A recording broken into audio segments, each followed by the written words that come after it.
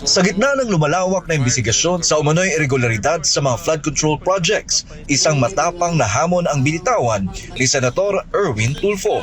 Ayon sa chairman ng Senate Blue Ribbon Committee, wala siyang anumang kinalaman sa mga pondong inilaan para sa flood control at kung mapatutunayang mayroon, handa siyang iwan ang kanyang pwesto. Pag may nakita ho kayong pangalan ko sa DPWH o sa listahan ni Cabral na sinasabi ni Congressman Libiste na tumanggap sa flood control, na may flood control, I will resign and I will conduct a press conference. I said I resign. Iginit ni Tulfo na mula nang maging kongresista hanggang mahalal na senador, wala siyang natanggap na anumang alokasyon para sa flood control projects o farm-to-market roads. Wala po ni Cinco akong nakuha simula na maging congressman ako hanggang ngayon. Wala po akong natanggap na pondo para sa flood control o farm-to-market road. Hindi lamang ito pagtanggi, hinamon pa ni Tulfo ang sinumang opisyal, kontraktor o empleyado ng Department of Public Works and Highways na maglabas ng dokumentong mag-uugnay sa kanya sa umano'y anomalya. Kung meron po kayo makitang papel, kung nando po yung pangalan ko kay sa Cabral Files o DPWH o meron magturo sa akin na kayo na Public Works o District Engineer, Regional Director o Contractor, dalhin niyo po at magre-resign po ako. Kasabay nito, tiniyak din ng senador na hindi matitigil ang investigasyon ng Blue Ribbon Committee sa kabila ng nagpapatuloy na impeachment proceedings. Wala pong katotohanan na kaya nag-impeachment trial tayo para matakpan po yung flood control. Hindi po. Tuloy-tuloy po ang accountability. Ayon kay Tulfo, bubuo ang komite ng isang subcommittee na eksklusibong hahawak sa investigasyon upang mapabilis ang pagbusisi sa mga proyektong pinopondohan ng gobyerno. Dagdag pa niya, paiiralin din ang mas mahigpit na proseso sa pagtanggap ng mga testigo upang matiyak ang kredibilidad ng mga ebidensyang ihaharap sa Senado. Sa gitna ng lumalawak na imbestigasyon sa umano'y irregularidad sa mga flood control projects, isang matapang na hamon ang binitawan ni Senator Erwin Tulfo.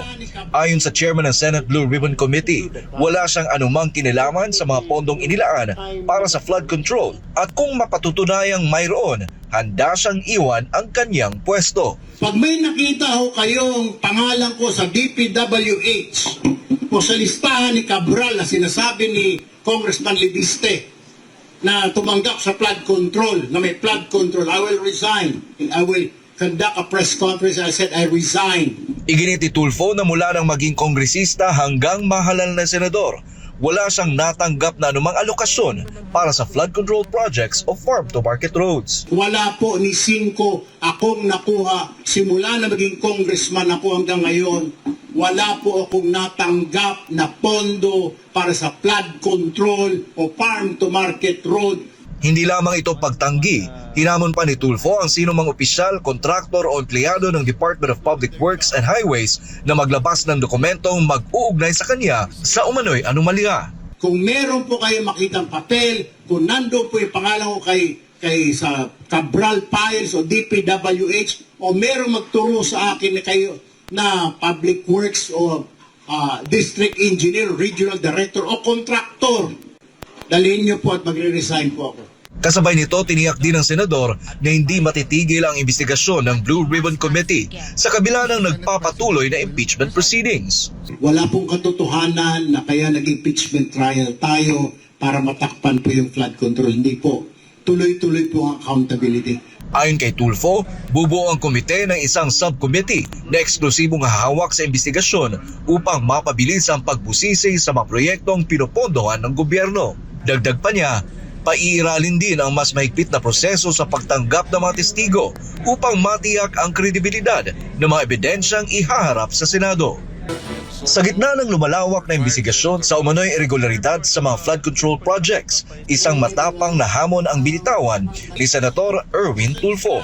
Ayon sa chairman ng Senate Blue Ribbon Committee, wala siyang anumang kinalaman sa mga pondong inilaan para sa flood control at kung mapatutunayang mayroon, handa siyang iwan ang kanyang pwesto. Pag may nakita ho kayong pangalan ko sa DPWH o sa listahan ni Cabral na sinasabi ni Congressman Libiste na tumanggap sa flood control, na may flood control, I will resign and I will conduct a press conference. I said, I resign. Iginit ni Tulfo na mula nang maging kongresista hanggang mahalal na senador, wala siyang natanggap na anumang alokasyon para sa flood control projects o farm-to-market roads. Wala po ni Cinco akong nakuha simula na maging congressman ako hanggang ngayon. Wala po akong natanggap na pondo para sa flood control o farm-to-market road. Hindi lamang ito pagtanggi, hinamon pa ni Tulfo ang sinumang opisyal, kontraktor o empleyado ng Department of Public Works and Highways na maglabas ng dokumentong mag-uugnay sa kanya sa umano'y anomalya. Kung meron po kayo makitang papel, kung nando po yung pangalan ko kay sa Cabral Files o DPWH, o meron magturo sa akin na kayo na Public Works o District Engineer, Regional Director o Contractor, dalhin niyo po at magre-resign po ako. Kasabay nito, tiniyak din ng senador na hindi matitigil ang investigasyon ng Blue Ribbon Committee sa kabila ng nagpapatuloy na impeachment proceedings. Wala pong katotohanan na kaya nag-impeachment trial tayo para matakpan po yung flood control. Hindi po. Tuloy-tuloy po ang accountability. Ayon kay Tulfo, bubuo ang komite ng isang subcommittee na eksklusibong hahawak sa investigasyon upang mapabilis ang pagbusisi sa mga proyektong pinopondohan ng gobyerno. Dagdag pa niya, paiiralin din ang mas mahigpit na proseso sa pagtanggap ng mga testigo upang matiyak ang kredibilidad ng mga ebidensyang ihaharap sa Senado. Sa gitna ng lumalawak na investigasyon sa umano'y irregularidad sa mga flood control projects, isang matapang na hamon ang binitawan ni Senator Erwin Tulfo. Ayon sa chairman ng Senate Blue Ribbon Committee, wala siyang anumang kinalaman sa mga pondong inilaan para sa flood control at kung mapatutunayang mayroon, handa siyang iwan ang kanyang pwesto. Pag may nakita ho kayong pangalan ko sa DPWH o sa listahan ni Cabral na sinasabi ni Congressman Libiste na tumanggap sa flood control, na may flood control, I will resign and I will conduct a press conference. I said, I resign. Iginit ni Tulfo na mula nang maging kongresista hanggang mahalal na senador, wala siyang natanggap na anumang alokasyon para sa flood control projects o farm-to-market roads. Wala po ni Cinco akong nakuha simula na maging congressman ako hanggang ngayon. Wala po akong natanggap na pondo para sa flood control o farm-to-market road. Hindi lamang ito pagtanggi, hinamon pa ni Tulfo ang sinumang opisyal, kontraktor o empleyado ng Department of Public Works and Highways na maglabas ng dokumentong mag-uugnay sa kanya sa umano'y anomalya. Kung meron po kayo makitang papel, kung nando po yung pangalan ko kay sa Cabral Files o DPWH, o meron magturo sa akin na kayo na Public Works o District Engineer, Regional Director o Contractor, dalhin niyo po at magre-resign po ako. Kasabay nito, tiniyak din ng senador na hindi matitigil ang investigasyon ng Blue Ribbon Committee sa kabila ng nagpapatuloy na impeachment proceedings. Wala pong katotohanan na kaya nag-impeachment trial tayo para matakpan po yung flood control. Hindi po. Tuloy-tuloy po ang accountability. Ayon kay Tulfo, bubuo ang komite ng isang subcommittee na eksklusibong hahawak sa investigasyon upang mapabilis ang pagbusisi sa mga proyektong pinopondohan ng gobyerno.